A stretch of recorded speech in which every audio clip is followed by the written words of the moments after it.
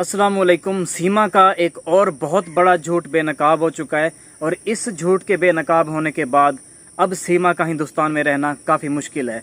लेकिन उससे पहले आप हैदर भाई की बात सुन लें। हैदर भाई क्या कह रहे हैं सीमा के बारे में, सीमा के झूठों के बारे में। ये कुछ भी हो जाए, जमीन ऊपर से नीचे आ जाए, कुछ नहीं हो सकता। ना एपी सिंह का चाल कामयाब हो सकता है, ना सीमा का झूठ कभी छुप सकता है। सही है ना? झूठ तो झूठ है ना, कब तक थोड़ी देर के लिए अच्छा लगता है लोगों को, थोड़ी जी देर के बिल्कुल। लिए झूठ अच्छा लगता है। आखिर आखिर एक टाइम है, बात सामने आनी है बिल्कुल।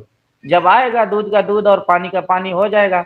ये वकील साहब तो जो है, ये एपी सिंह कह रहा है कि मैं कानून को भी धोखा दूंगा। हाँ, अदालतों को भी वो धोखा दे रहे हैं ना, गैर तरीके से उसको साबित कर रहा है ये महान है। इनका सीना चीर के देखो, भगवान निकलेगा, कृष्ण जी निकलेगा। वकील को ऐसी बातें करना चाहिए? शर्म नहीं है वगैरह को? हाँ, वकील ऐसी बातें करते हैं? बिल्कुल भी नहीं करते और हाँ, वकील का ये काम भी ये नहीं है कि लैला किसी मुल्क मजनून के है, खिलाफ नारे लगवाए जाएं। हाँ, वकील जो ये होते हीरा हैं रांझा वो है, सिर्फ ये वकालत करते है। हैं, ना कि सियासी तरीके से चलते ऐसे हैं। छठवाते गलत है। नहीं है कुछ भी वकील के नाम के। ये गिरा हुआ इंसान है, एक घटिया है लोग है। यकीन करो, जो जी बिल्कुल। बहन है हक की आवाज उठा रहे हैं, हक और सच की बात कर रहे हैं, उनकी आवाज को दबाया जा रहा है। बोलते हैं हम तो भारत में महिलाओं की इज्जत किया जाता, औरत को। जो हक और सच की बात कर रहा है, एक इनलीगल तरीके से आया है, उनको आप तुर्कियों पे बैठा रहे हो। पता नहीं कौन सी ये कानून है जो एपी सिंह को पता है। जैसा कि आपने देखा कि हैदर भाई भी यही बात कर रहे हैं कि सीमा के सारे झूठ बेनकाब हो जाएंगे। ये जो एपी सिंह इस वक्त लगा हुआ है कि किसी ना किसी तरह से नागरिकता दिलवा देगा, तो ये लोग नाकाम हो जाएंगे सिर्फ और सिर्फ झूठ की वजह से। बार बार झूठ बोल रहे हैं, न्यूज़ पे आके झूठ बोल रहे हैं और सारे हथकंडे अपना रहे हैं जो जो ये अपना सकते हैं। अभी हुआ क्या है, सबसे मेन बात मैं आपको बताता हूँ, उसके बाद हैदर भाई की बातों को हम डिस्कस करेंगे।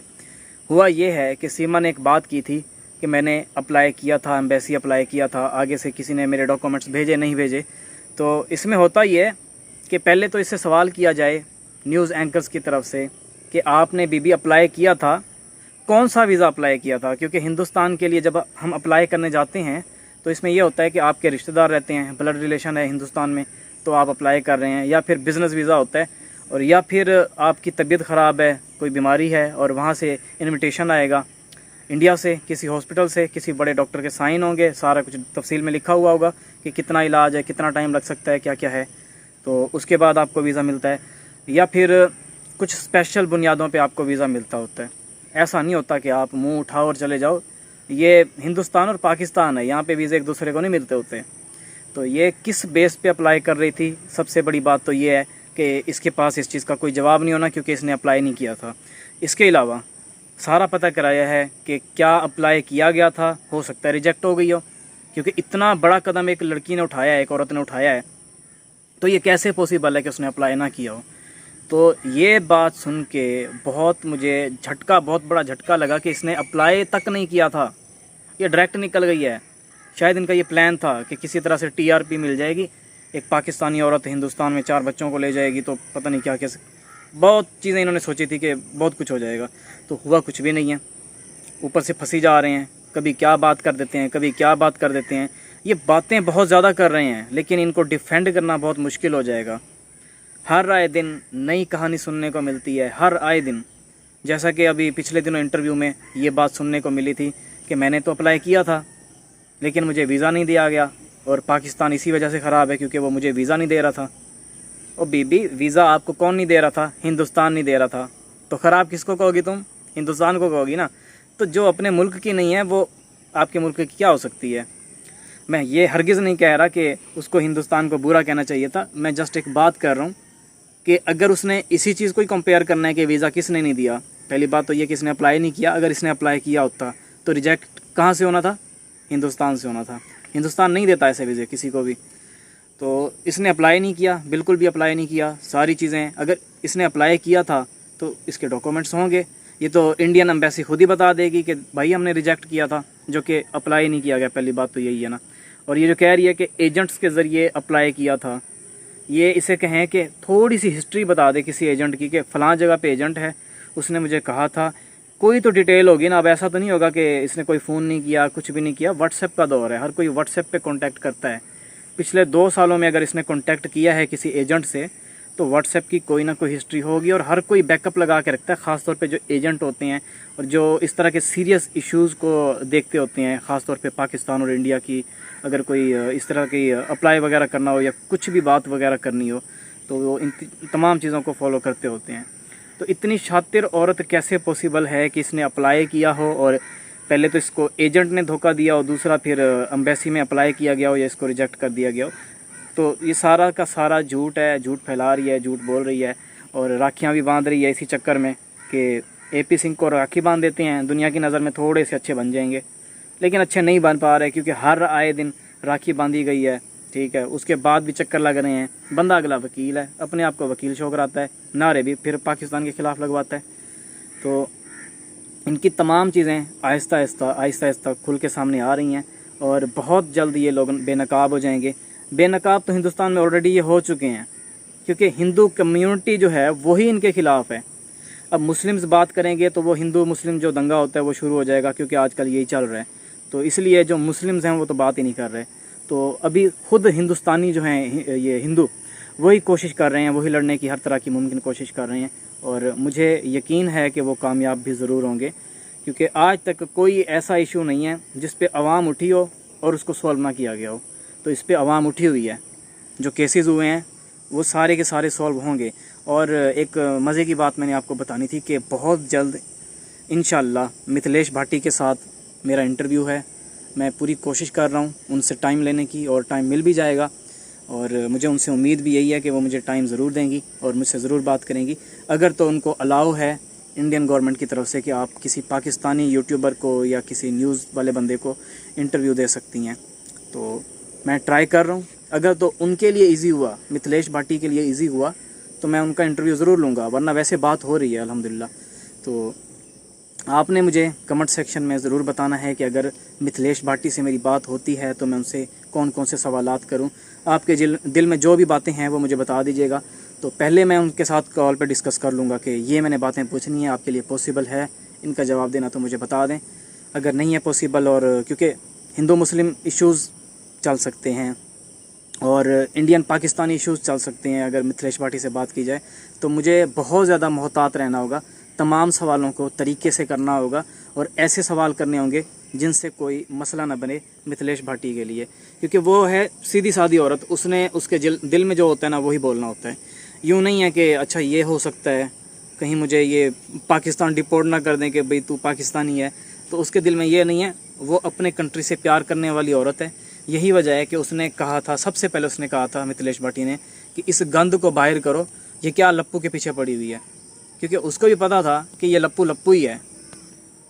और इस लप्पू को लप्पू कहना भी नहीं चाहिए यार, दुख होता है मुझे तो उसको लप्पू कह के भी, कि मुझे कभी कभार ऐसा लगता है कि जैसे ना सीमा ने उसको फंसाया है, ना कि लप्पू ने सीमा को। और फिर अब लप्पू का जैसे ही पता चला एपी सिंह को कि यार ये तो वाकई में ही लप्पू है, तो फौरी तौर पे उसने एंट्री लेके अब आपके सामने ही है कि क्या कर रहा है। और शायद आने वाला बच्चा सचिन का नहीं बल्कि एपी सिंह का होगा, जो कि साफ तौर पे यही दिखाई दे रहा है। बाकी देखते हैं, शायद ये डीएनए वगैरह करा लें और इस चीज़ को साबित करने की कोशिश करें कि नहीं भाई बच्चा सचिन का ही है।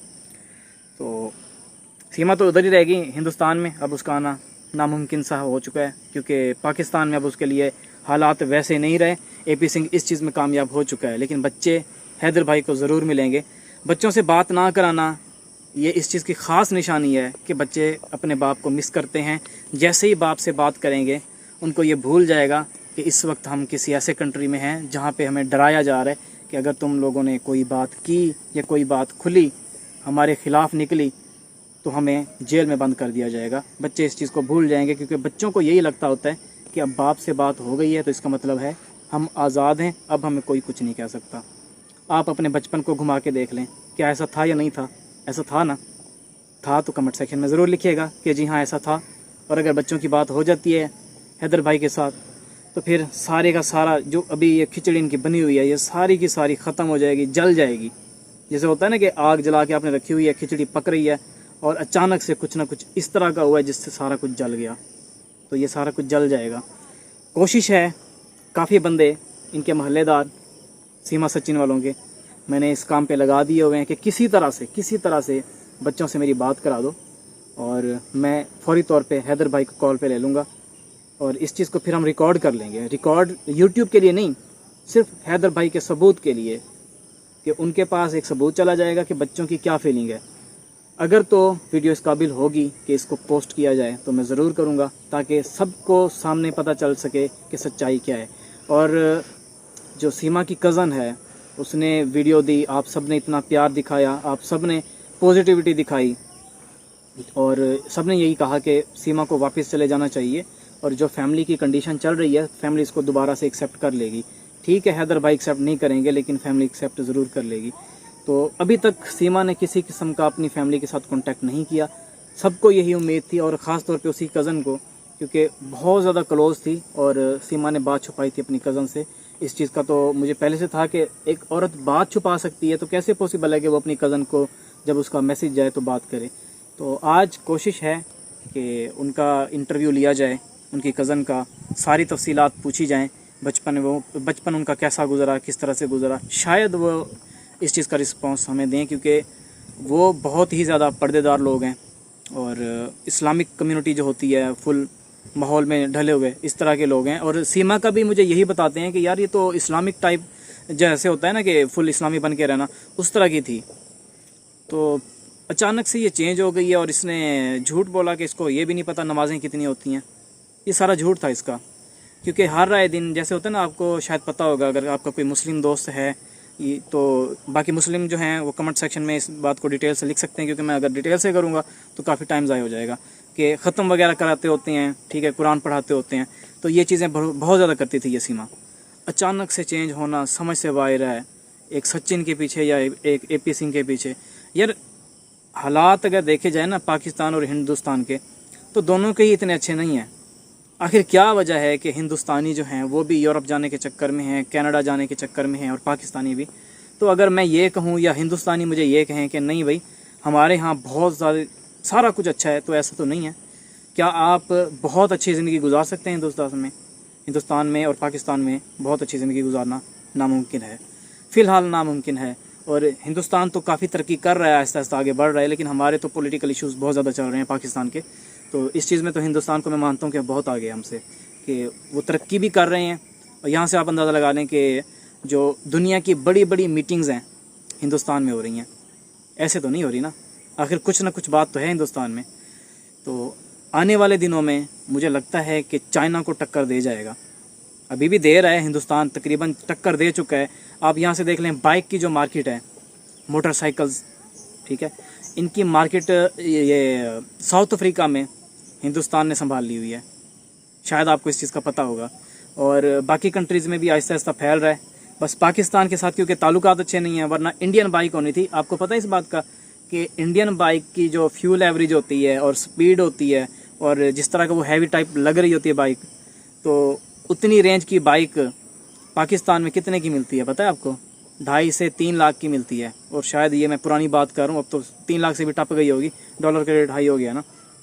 और यहाँ पे जो CD होती है 70, उसकी प्राइस तकरीबन 1.5 लाख से ऊपर। अब कोई कमेंट में ये ना लिख दे कि नहीं भाई तू झूठ बोल रहा है 2 लाख हो चुकी है, क्योंकि मुझे जो पता है ना वो यही थी कि 1,40,000 1,50,000 चल रही थी लास्ट टाइम। तो अभी कुछ भी हो सकती है, 2 लाख भी हो सकती है, 2.5 लाख भी हो सकती है। CD 70 की बात कर रहा हूँ, वो जो छोटी सी बाइक नहीं होती उसकी मैं बात कर रहा हूँ। एक तो हैवी टाइप होती है ना जैसे इंडिया में होती है, तो वो तो एक अलग ही बात है। कार मार्केट में भी इंडिया बहुत आगे निकल चुका है और इंडिया की जो हैवी गाड़ियाँ होती हैं वो भी बहुत अच्छी चल रही हैं। तो हर चीज़ में आहिस्ता आहिस्ता आगे बढ़ रहे हैं। साउथ अफ्रीका को संभाल लिया हुआ है तकरीबन इंडिया ने, अब आगे यूरोप को भी तकरीबन टक्कर दे चुके हैं और देंगे, आगे भी मज़ीद देंगे। अभी यूरोप में काफ़ी प्रोडक्ट्स हैं जो तुर्की के बिकते हैं और उनके अपने भी होते हैं वैसे तो। बाकी देखते हैं, लेट्स सी क्या होता है आगे। और हमारे लिए भी दुआ कीजिएगा कि हमारे जो ये पॉलिटिकल इश्यूज़ चल रहे हैं ये जल्द अज जल्द सॉल्व हो, ताकि हमारा कंट्री भी आगे की तरफ बढ़ सके। हमारे यहाँ क्या चल रहा होता है आपको पता है? हिंदुस्तान पहुँचा है, चंद्रयान 3 लॉन्च किया गया, और हमारे यहाँ इधर न्यूज़ पे क्या चल रहा होता है? फ़लाँ जो पॉलिटिशियन है उसकी ऑडियो लीक हो गई, उसकी वीडियो लीक हो गई। हमारे यहाँ ये चल रहा है। और इंडिया में क्या चल रहा है? चंद्रयान कहाँ पे पहुँचा, चंद्रयान ने ये वाले नमूने करके भेजे हैं वगैरह वगैरह। अभी बस इन चीज़ों को छोड़ते हैं, वीडियो को छोटा ही करते हैं, ज़्यादा लंबी ना करें। और कुछ भाई हैं जो मुझे बताते होते हैं कि आपकी बातें हमें अच्छी लगती हैं, उन तमाम भाइयों को मेरा शुक्रिया। और बस दुआ करें हैदर भाई का मसला जल्द अज जल्द सोल्व हो जाए। और आपने कोई भी बात करनी हो, कुछ भी पूछना हो, इंस्टाग्राम मेरा हाजिर है आपके लिए। आप चैनल से भी मेरा इंस्टाग्राम ढूंढ सकते हैं, आपको मिल जाएगा। और चाहें तो आप ये जो यूज़र नेम है मेरा ये चैनल का, यही आप इंस्टाग्राम पे लिखेंगे और आपको मेरी प्रोफाइल नज़र आ जाएगी, आप मुझे वहाँ से मैसेज कर सकते हैं। तो कोई भी बात करनी हो, कुछ भी शेयर करना हो, आप बात कर सकते हैं। अब मिलेंगे हम एक नई वीडियो में। मुझे उम्मीद है कि आज शाम सीमा की कज़न के साथ या सीमा की बहन के साथ बात हो जाएगी। जैसे ही होती है मैं आपके साथ फौरी तौर पे शेयर करूंगा। और मेरी कोशिश है कि उनको लाइव लेके आऊँ। आपके कमेंट सेक्शन में जो आ रही होती, लाइव चैट आ रही होती है, वहाँ से मैसेज पढ़ के तो उनसे सवालात पूछे जाएँ। ये मैं कोशिश कर रहा हूँ, लेकिन अभी तक इस चीज़ में मुझे सफलता जो होती है वो नहीं मिली, लेकिन मैं ट्राई पूरी कर रहा हूँ। अल्लाह हाफिज़।